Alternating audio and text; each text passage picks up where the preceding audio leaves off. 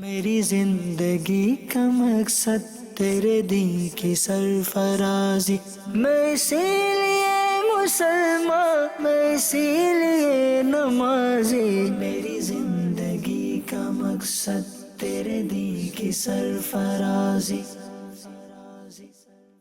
الحمد للہ رب العالمین والصلاة والسلام علی سید المرسلین، اما بعد فاعوذ باللہ من الشیطان الرجیم، بسم اللہ الرحمن الرحیم۔ الصلاة والسلام علیک یا رسول اللہ وعلی آلک واصحابک یا حبیب اللہ، الصلاة والسلام علیک یا نبی اللہ وعلی آلک واصحابک یا نور اللہ۔ پیارے اسلامی بھائیوں اور مدنی چینل کے ناظرین، پروگرام ہے اسلامی زندگی اور آج ہم اس پروگرام میں حضرت امیر حمزہ رضی اللہ عنہ کی شان سنیں گے۔ آخر تک اس پروگرام میں شریک رہیے۔ آئیے سب سے پہلے درود پاک پڑھنے کی فضیلت سنتے ہیں۔ درود پاک کی فضیلت حضرت عبد الرحمن بن عوف رضی اللہ عنہ سے روایت ہے، ایک دن نبیوں کے سردار، مدینے کے تاجدار صلی اللہ علیہ وآلہ وصحبہ وسلم دولت خانے یعنی گھر مبارک سے باہر تشریف لائے اور ایک باغ کی طرف رخ فرمایا۔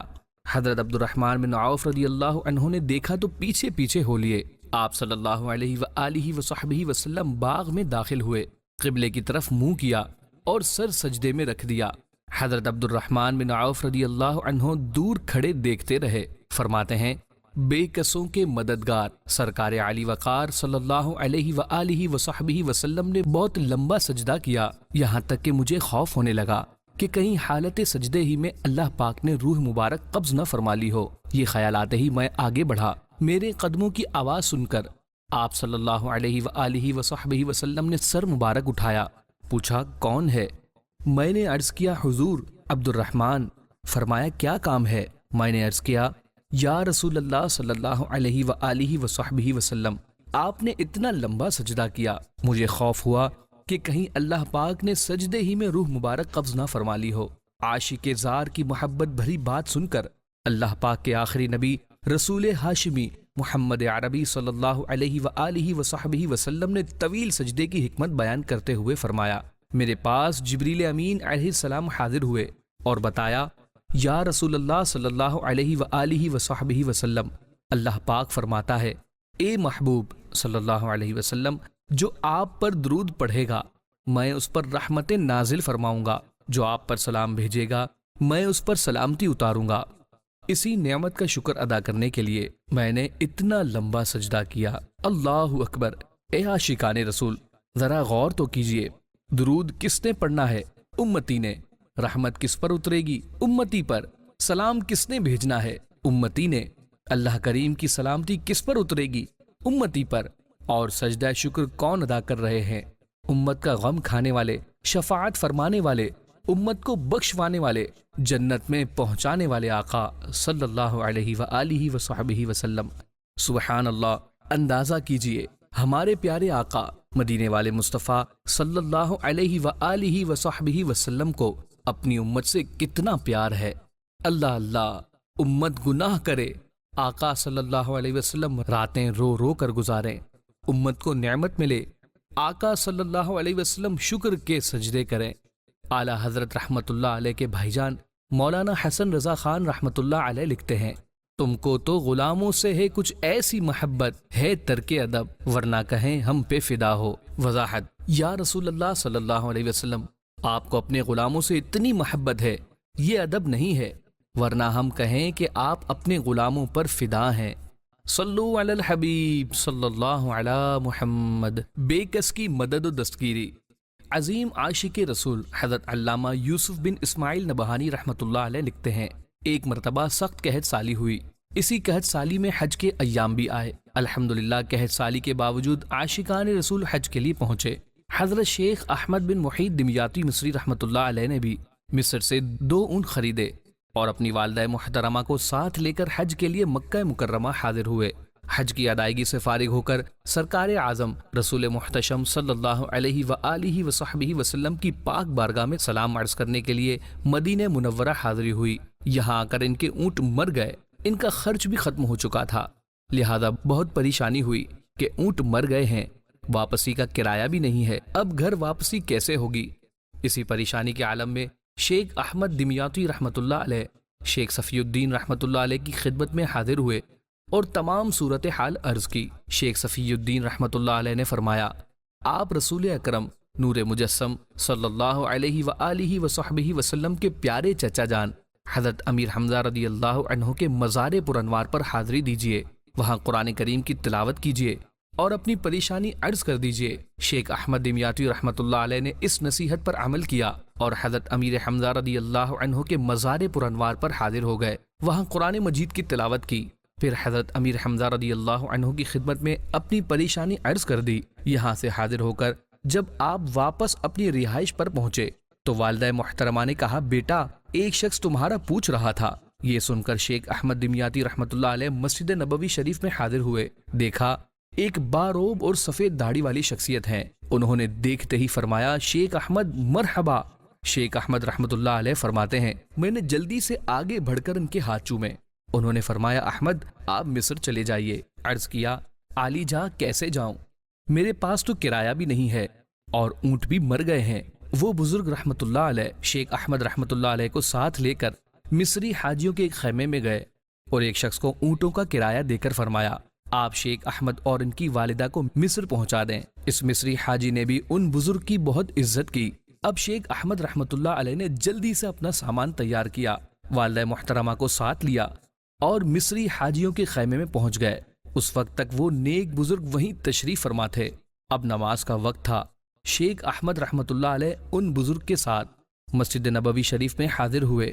بزرگ رحمۃ اللہ علیہ نے فرمایا، احمد آپ چل کر نماز ادا کیجیے۔ شیخ احمد رحمۃ اللہ علیہ مسجد میں پہنچے، نماز ادا کی، منتظر تھے کہ نیک بزرگ بھی آتے ہی ہوں گے، مگر وہ تشریف نہ لائے۔ شیخ احمد رحمۃ اللہ علیہ فرماتے ہیں، میں نے انہیں بہت تلاش کیا مگر کہیں نہ ملے۔ آخر میں شیخ صفی الدین رحمۃ اللہ علیہ کی خدمت میں حاضر ہوا اور سارا واقعہ عرض کیا۔ شیخ صفی الدین رحمۃ اللہ علیہ نے ان بزرگ کا حلیہ شریف کے بارے میں سن کر فرمایا، وہ نیک بزرگ کوئی اور نہیں بلکہ رسول اکرم نور مجسم صلی اللہ علیہ وآلہ وصحبہ وسلم کے چچا جان حضرت امیر حمزہ رضی اللہ عنہ ہی تھے، جو آپ کی پریشانی دور کرنے کے لیے تشریف لائے تھے۔ شہداء زندہ ہوتے ہیں۔ اے عاشقان رسول، دیکھا آپ نے حضرت امیر حمزہ رضی اللہ عنہ نے اپنے وصال ظاہری کے صدیوں بعد ایک پریشان حال کی کیسے مدد فرمائی۔ سبحان اللہ۔ ہو سکتا ہے شیطان دل میں وسوسہ ڈالے کہ کوئی شخص دنیا سے رخصت ہو جانے کے بعد دنیا والوں کی مدد کرنے کیسے آ سکتا ہے۔ اس سلسلے میں عرض ہے کہ قرآن کریم کی کئی آیات اور بہت ساری احادیث کی روشنی میں یہ بات ثابت ہے کہ انبیاء کرام علیہم السلام اور اولیاء رحمۃ اللہ علیہم اللہ پاک کی عطا سے اپنے اپنے مزار میں زندہ ہوتے ہیں، اپنے غلاموں کی فریاد سنتے بھی ہیں اور ان کی مدد بھی فرماتے ہیں۔ حضرت امیر حمزہ رضی اللہ عنہ کے زندہ ہونے کا تو بطور خاص قرآن کریم میں بیان ہے۔ جی ہاں، حضرت امیر حمزہ رضی اللہ عنہ غزوہ احد میں شہید ہوئے اور غزوہ احد میں شہید ہونے والوں کے متعلق اللہ پاک فرماتا ہے، اور جو اللہ کی راہ میں شہید کیے گئے ہرگز انہیں مردہ خیال نہ کرنا، بلکہ وہ اپنے رب کے پاس زندہ ہیں، انہیں رزق دیا جاتا ہے۔ حضرت امیر حمزہ رضی اللہ عنہ کا مختصر تعارف۔ پیارے اسلامی بھائیوں، حضرت امیر حمزہ رضی اللہ عنہ ہمارے پیارے آقا مکی مدنی مصطفیٰ صلی اللہ علیہ وآلہ وصحبہ وسلم کے پیارے چچا جان ہیں۔ آپ پیارے نبی رسول ہاشمی صلی اللہ علیہ وآلہ وصحبہ وسلم کی ولادت باسعادت سے 2 سال پہلے دنیا میں تشریف لائے۔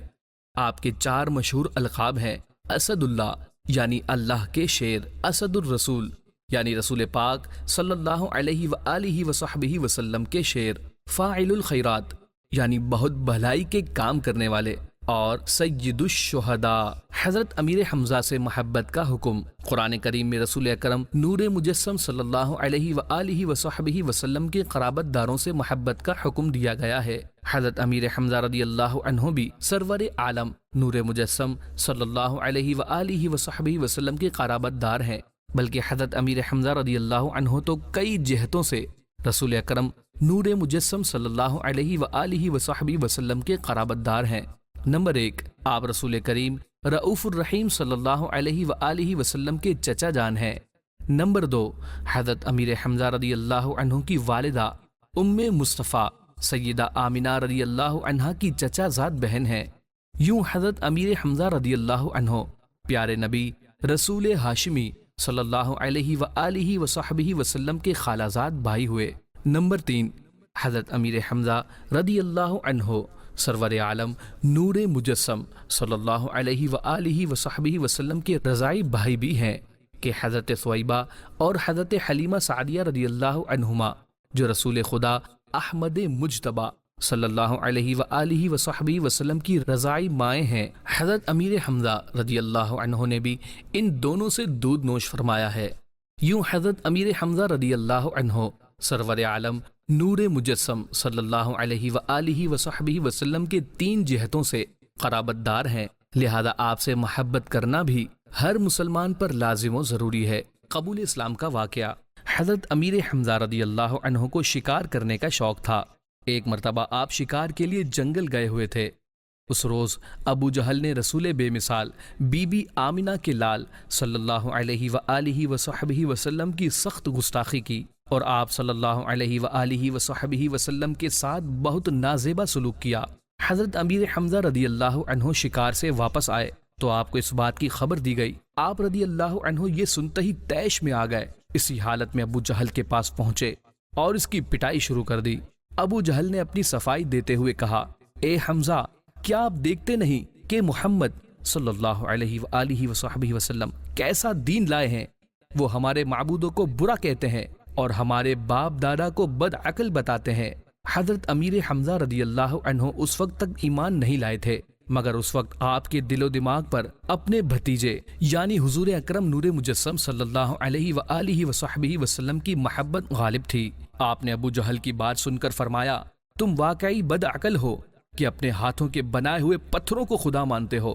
میں گواہی دیتا ہوں کہ اللہ پاک کے سوا کوئی معبود نہیں اور محمد صلی اللہ علیہ وآلہ وصحبہ وسلم اللہ کے سچے رسول ہیں۔ اس وقت حضرت امیر حمزہ رضی اللہ عنہ کے دل پر محبت مصطفیٰ غالب تھی۔